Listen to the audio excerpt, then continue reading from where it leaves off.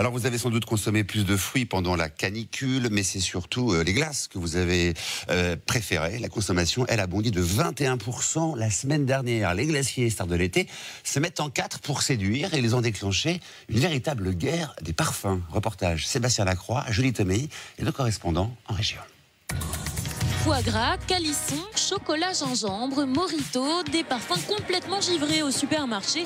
Et jusque chez les artisans, les saveurs originales ont le cornet en poupe. Il y a poivron aussi, taro marin, c'est vraiment des glaces qu'on ne voit pas ailleurs. C'est tout à fait agréable au palais, donc on apprécie.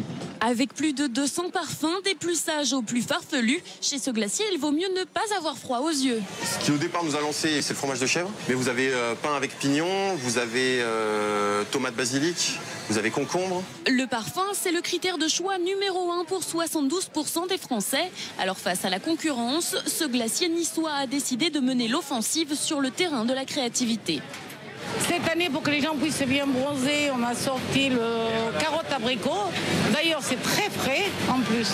Ce célèbre glacier lyonnais adopte une toute autre stratégie. Avec des méthodes de fabrication bien rodées, il mise sur des parfums classiques en essayant de les sublimer. Pour avoir du succès, il faut faire des choses qui ne sont pas des secrets non plus, puisque ça reste des recettes de glace, mais en utilisant les meilleurs ingrédients possibles. Il n'y aurait qu'une glace qui serait un petit peu olé olé, si vous voulez, c'est la glace au chewing-gum.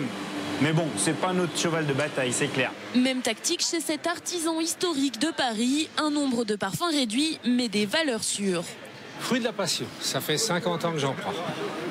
Délicieuse. Cette année encore, la vanille reste le parfum préféré des Français. La tomate basilic n'aura pas totalement réussi à mettre en boule la reine des glaces.